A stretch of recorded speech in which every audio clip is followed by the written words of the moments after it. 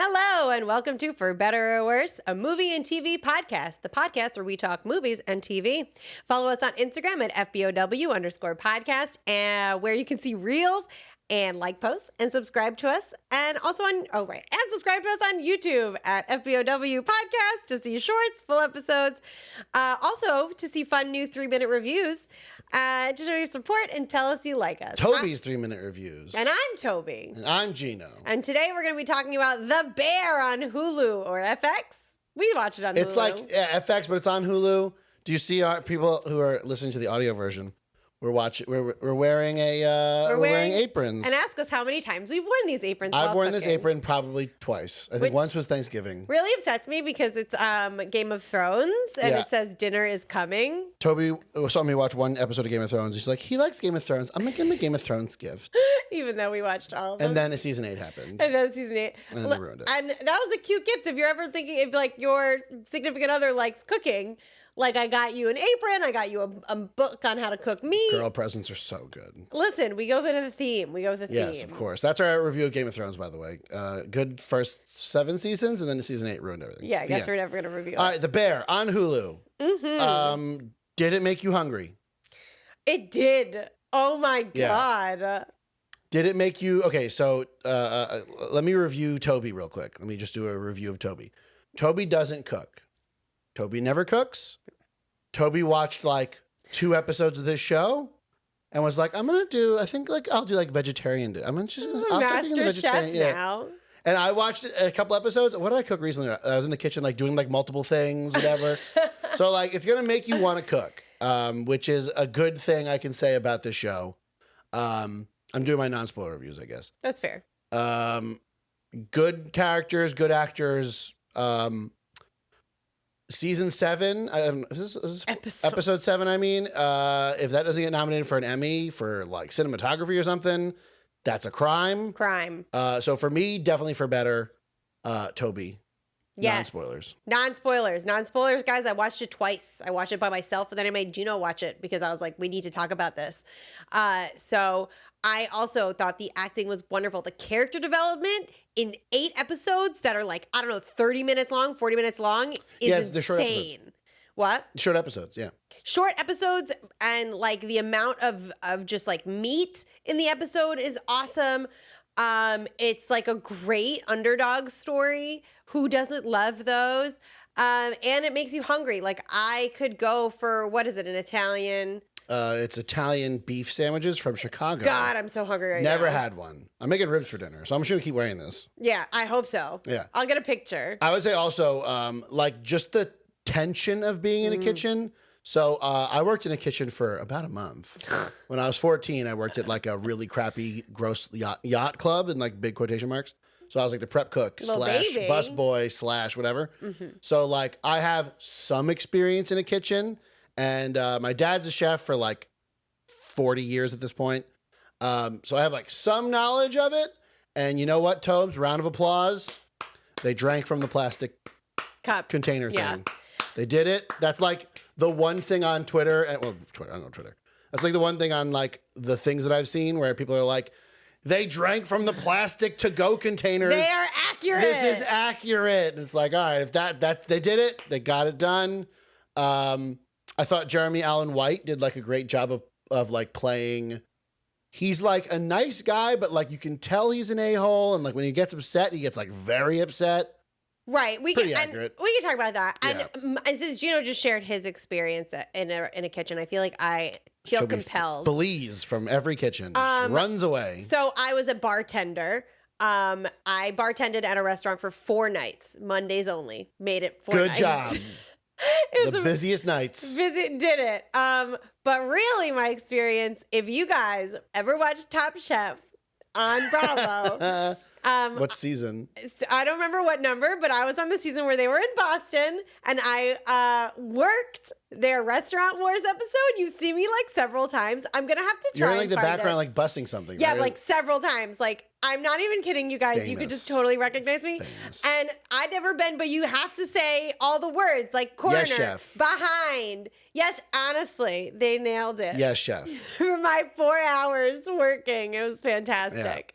So I very much enjoy it. Obviously, like just the fact that it's cooking and gets accurate stuff about a kitchen is not why it's a good show. It's a good show because of the characters. I thought also Eben Moss Bakar. Backrack, whatever your name is. So sorry. He does a great job. He plays like his brother's best friend, the main character brother's best friend. Lionel Boyce as like the pastry chef guy, like the adorable played pastry Marcus, chef guy. God. Yeah, he was great. And Melted then my heart. I'm gonna say her name wrong. Ayo Adibiri plays this like young up and coming chef who's like very by the book and like disgustingly sarcastic to the point where it makes me want to not be sarcastic anymore.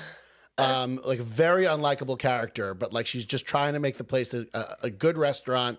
We're getting into spoiler territory, so Toby, for better or for worse? For better. Finally, Yeah. I have like a strong for This better. is a strong for better for me too. I think it's worth it. It's very short. I don't know if there's going to be a season 2 or not. There is. Because a nuclear bomb goes off in the last episode and everyone in Chicago dies. So I guess it's going to be a weird season 2 if there is one. Yeah. It's They ban beef. That's it, actually. They ban Chicago beef. They banned Chicago beef. Actually, they shut down all restaurants. They shut down all no, this is post-COVID. Yeah, And they mention COVID. Are we spoiling it? Damn it. Let's just talk. Spoilers. All right, we're here. Yeah, so I guess there's like not really much to spoil without like going into. It's weird because I'm not talking like a comic book movie. There's like an actual story and like actual character development going on here. Right, so good. Yeah, so it's Where do you want to start? it's I guess at the beginning. Let's start at the No, I don't know. I don't think we have to go over everything. Beginning. What? Well, I think one of the funnier details in the show was when they showed Jeremy Allen White going home. So he spends all day at the restaurant. He goes in at like 5. Right. He gets home at like 11, which is again, growing up with my dad. My dad would wake up for work and go to work at 5 in the morning and would come home at like 11 o'clock at night. Still does. He gets home from work and after spending all day making like Michelin star restaurant quality food, he makes himself a peanut butter and jelly sandwich. Right. And like they show him eating it and you can tell he like loves it. So I'm going to just... That's like a very, as far as I know, very accurate. My dad has barely ever cooked at home ever. And I make a lot of PB&Js. Maybe 10 times in my life. I make a lot of PB&J sandwiches, so I You're must not a be chef. a wonderful chef. You'd be a great chef. I'll serve that at my I restaurant. made you peanut butter and jelly yesterday. You did. I made one toasted and one not toasted. Now, what do you guys prefer? I'd prefer if it's potato bread untoasted. Toby thinks so little about the preparation of food that when I asked her if she wanted toasted or not toasted bread, she didn't know. I just said, give me a peanut butter and So I jelly made sandwich. both. And I said, just tell me after which one you prefer. And you prefer. I prefer the untoasted for potato bread specifically. See, I have taste. You have taste. I have And taste. someone else is doing all the cooking. You're so good at it. Thanks. You're welcome. Actually, yesterday we went to that Japanese restaurant. It was really good. Oh my gosh! Shout out to can't I remember it? Nippon Cha. Nippon in Cha, Bayside. Bayside. Shout You know out. who else did great in this that I want to shout out to? Yeah. He's not even Matty Matheson.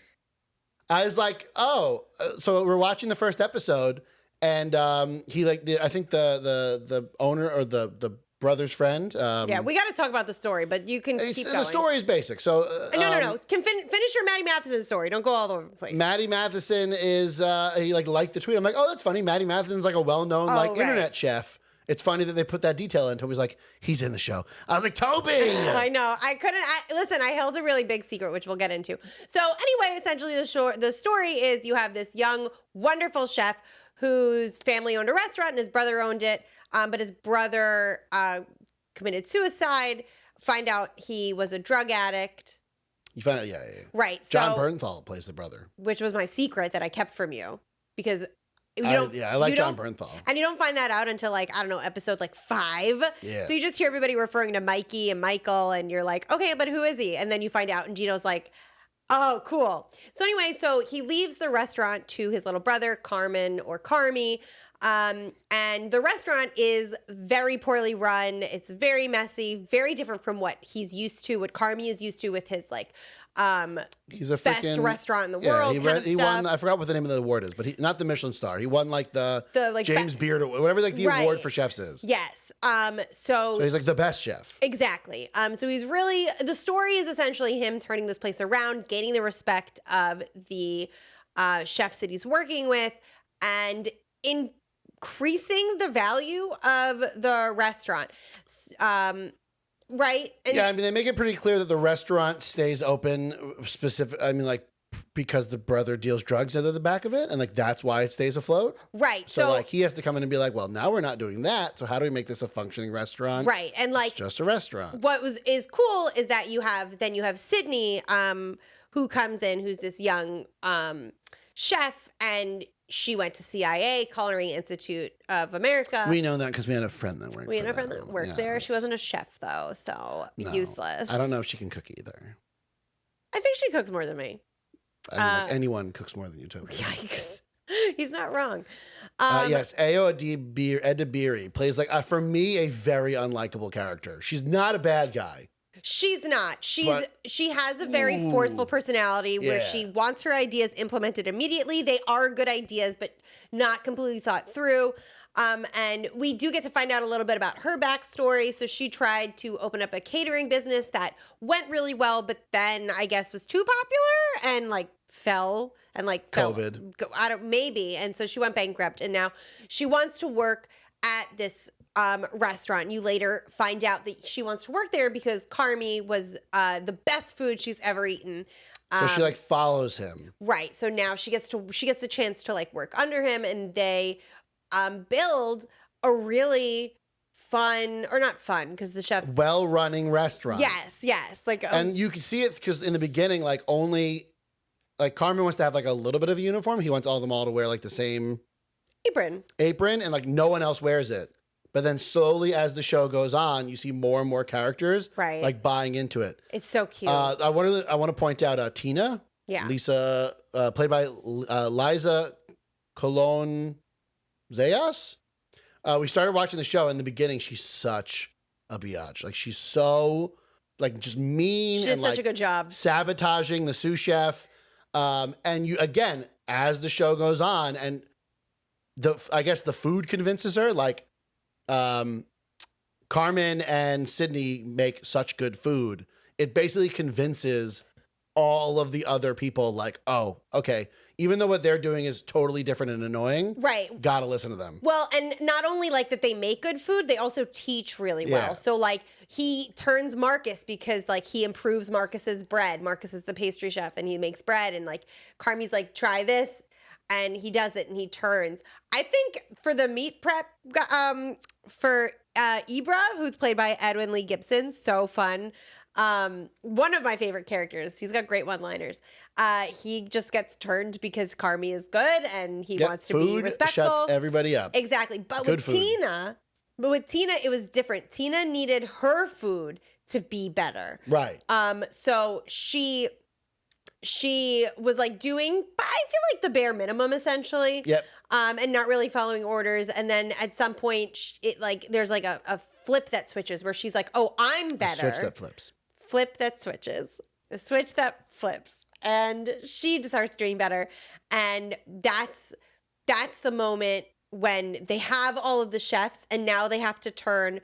Right. The other really great character in here is Richie. And Richie is the former owner, Mikey's best friend. They've known each other growing up, call each other cousin. Hilarious, they're not cousins. Oh, but he sucks in the beginning, though. Oh, but he and like throughout the show, right? Yeah. But he's the last one to change his apron, because I think he's the closest to Mikey. So like he doesn't want anything to change because he doesn't want to admit that Mikey has actually passed, right? And I think is like the whole why he doesn't want anybody messing with the system. And I just it felt so Chicago. Like, how do you know? You've never been to Chicago. I have been to Chicago. Where? First of all, I've been to Chicago to visit family, and I went to Chicago to with my friend. I went to Chicago once. That's it. One time. Once. I didn't, however, I went to like Gino. I like deep dish pizza. Like I did not have. I know. I should have had Italian beef. I didn't know that was a thing until after I went. Until literally yesterday. Italian beef. Yeah. And also, Jeremy Allen White is from Brooklyn. I was watching him. He gives this like wild monologue in episode 8 where he goes to Al-Anon to talk about his brother finally. And I'm like, wow, he like. Oh, yeah. He needs an Emmy for that. Oh, such a good monologue. Yeah, the monologue, I think, is episode 8. That's what I need you I to don't listen to though, me. but I don't listen. I know. I have it in the. What are you doing? It just while this is is noise happening? canceling sounds. So I have the headphones set up to perfectly cancel out what you say. Guys, and I don't listen. You are my evidence right here that I said that literally 5 seconds. No, you didn't. I'm a good co-host. Oh, you're a great co-host. You're watching Millie, aren't you? No. Anyway, so I was like listening to his accent and I was like, man, this is too good to be faked. And he's from Brooklyn. So it's not a Chicago accent. It no, is fake. but like, what do you need? No, it's not, but it's a Brooklyn accent. Richie, I should see where he's from because his accent was wild. I'm assuming he's like some Massachusetts. Oh. So also that like not Chicago, but like, that's talking like this. Just sound vaguely tough, and you'll get somewhere between Chicago, New York. And what Boston. Chicago? Yeah, Da Bears. Yeah, there's not a lot of that. Even though the show is called Da Bear, there's not a lot of like that kind of accent. Well, I don't. Da Bears. You're right. None of I feel like they purposefully got characters that don't have. Yeah, Chicago and they're supposed to be Italian, accent. so like the universal Italian accent is like New York. Is New York. Yeah. Right. Can I talk about the other thing that needs an Emmy? Yes. Episode 7. Yeah. It is the shortest episode. Because So it's 20 minutes. It is one continuous shot. So like everyone talks about like Goodfellas for that, like, I don't know, it's probably not even a full 5 minutes. It might even be less than like 2 minutes. There's a scene in there where they're in like the restaurant. That's all one shot. okay. That's nothing compared to this. This is a whole episode of a TV show. I've never seen anything like this in my life. And like a TV show in a small kitchen. space in a kitchen Where people are freaking the F out. The camera camera person, could be a woman, had to be like moving around Darting all of around, these yeah. objects. And I imagine that getting a little nerdy here is that like because cameras have gotten so small, like camera rigs are a lot smaller now that they can do something like that where you can have a guy standing in the kitchen and not really get in the way because the camera's not like this. It probably was like a smaller rig. Right. But just the actors getting their blocking down and like people calling, from across the kitchen. And that's the episode where like the guy finally perfects the donut. Yes. And like just the like, so like, and like the tension in that episode. And the music also helps really build the tension because the music slowly gets louder and louder. Yeah, oh, and not only that, but so that's the first time they start doing like Grubhub. Yeah, and there's a Grubhub machine that prints the receipt. You just hear it going throughout the whole episode. It just goes the whole episode. So all the way in the back. I think it was in the back left speaker. Surround sound, guys. All you hear is this printing noise the whole time. And it's the first time that the main character shows like any serious emotion. Yeah. Because he's usually pretty chill. Right. And just when that tension rises, they could have just put a pot of a teapot on the stove for 20 minutes and just had that playing and it would have been the same amount of tension. Honestly, so I felt it the first time. The second time I was watching more for the like details. First of all, I didn't realize that it was in one singular shot. Toby didn't notice it. I noticed it. No. I mean the internet. The internet told you? Told me.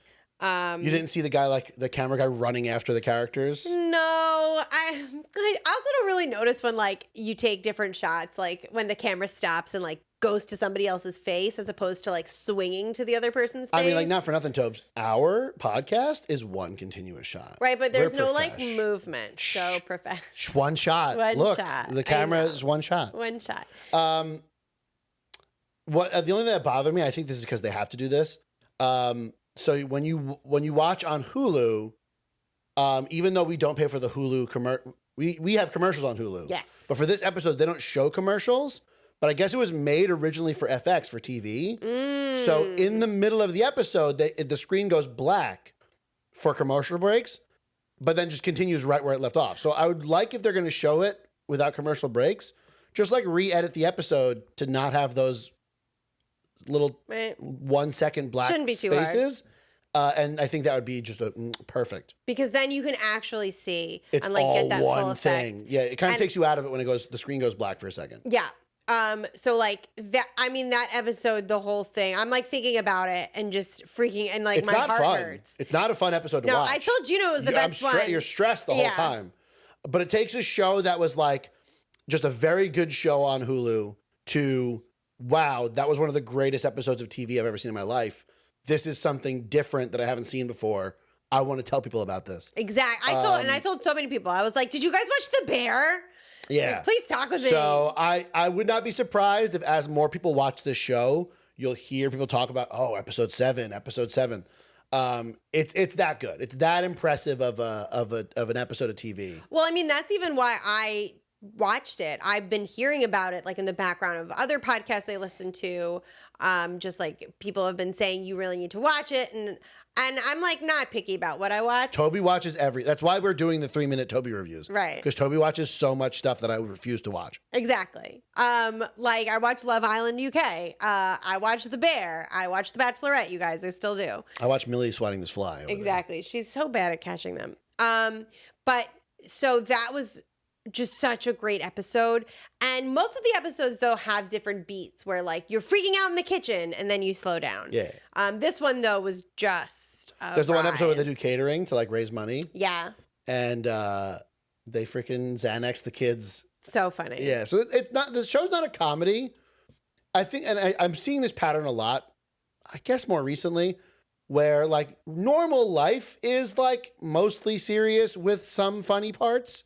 So a lot of shows are like dramas that also are allowed to have, because having a situation where there's literally no comedy ever at all, it's like not very realistic to how real life is. So it's nice to see like, this is obviously a serious show, but like, oops, we spilled some Xanax into this ecto cooler I made.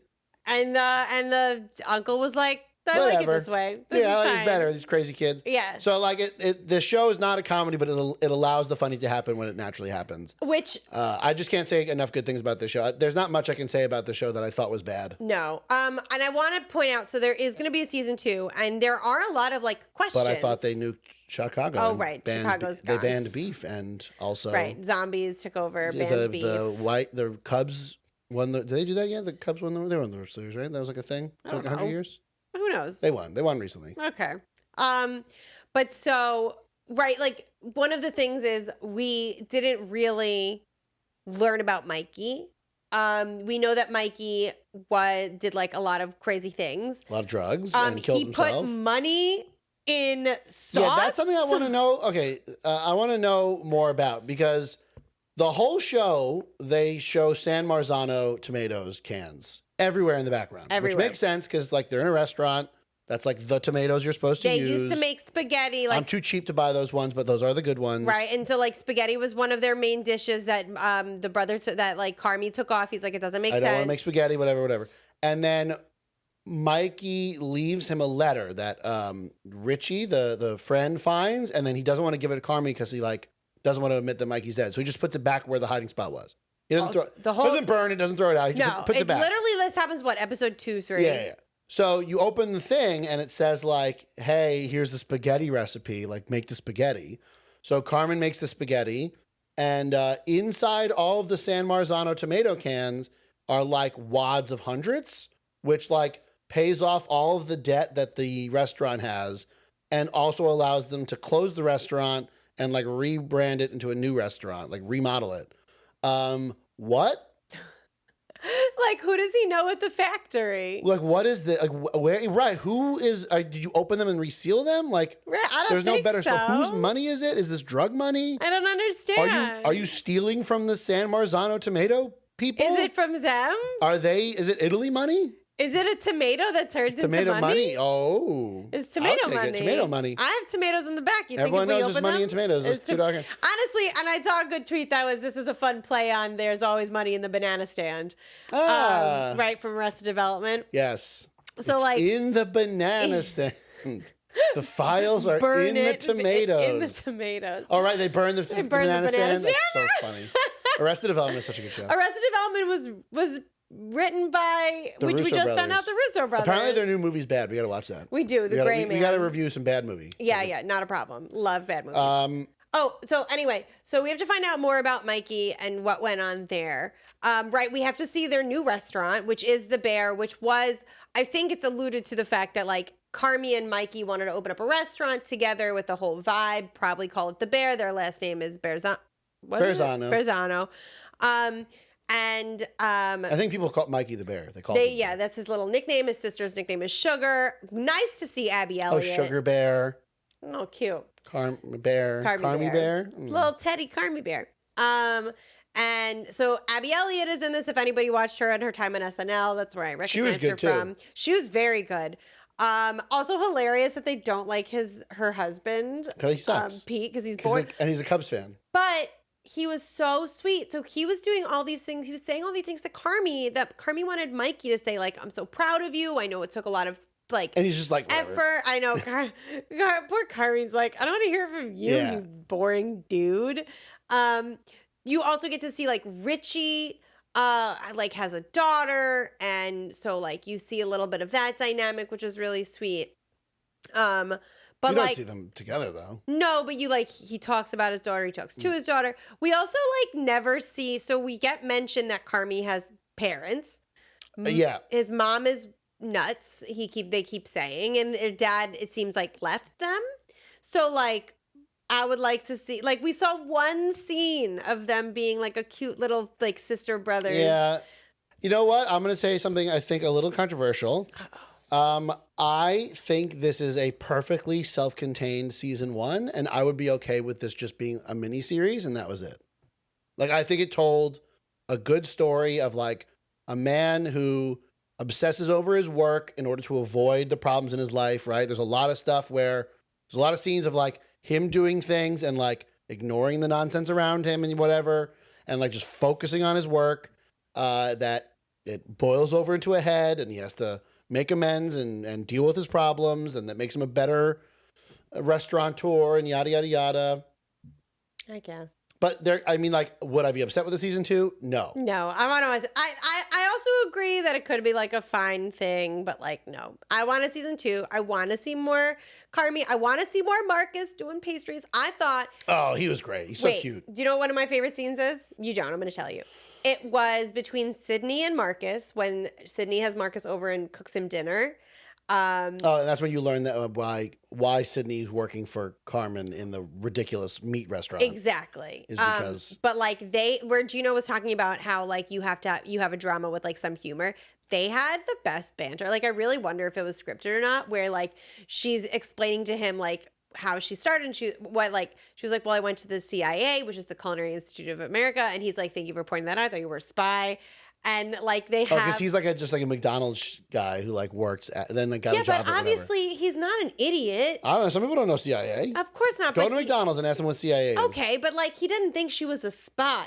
Whatever. It introduced like a fun back and forth. Yeah, he was making a joke, but I'm saying I wouldn't be surprised if there's people that she has to explain that every time. I'm sure, because there's people who don't know what the CIA is. Right. I have a friend that used to work at the CIA. Toby. I guess you're just Gino's friend. Yeah. Oh, so Toby has a friend. It's the same friend.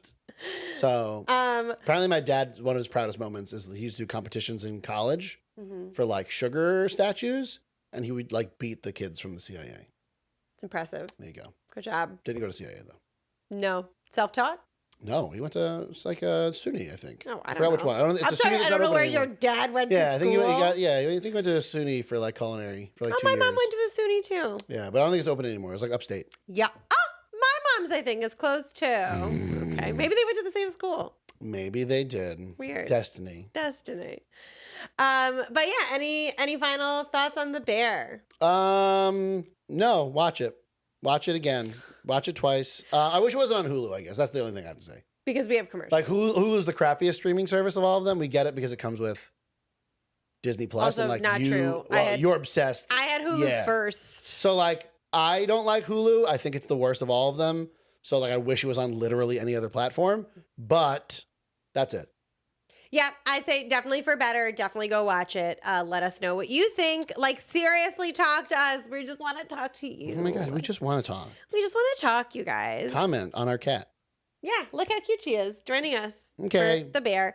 Bye. Did you say all the things? Oh my God, no! I just Gotta say all the kicked you things. guys Like and out. subscribe. Sorry. Well, that's it. Thank you for listening to For Better or Worse. If you like what you heard and want to know more, visit our website for betterorworse.buzzsprout.com. Subscribe to our podcast on Apple Podcasts, Spotify, or whatever you use so you never miss an episode. Should I? Oh, no, it's Michigan. Close enough. I can't do Chicago. Like and subscribe to our show on YouTube so you can see what we look now. The Cubs. Yeah, and watch our cat. To let us know what you think, comment and leave a 5-star review on Apple Podcasts. It really helps the show. See you next time when we review more movies and TV. Does the New York accent sound as bad to them as that accent sounds to us? It has to. I'm so sorry. Bye. Bye.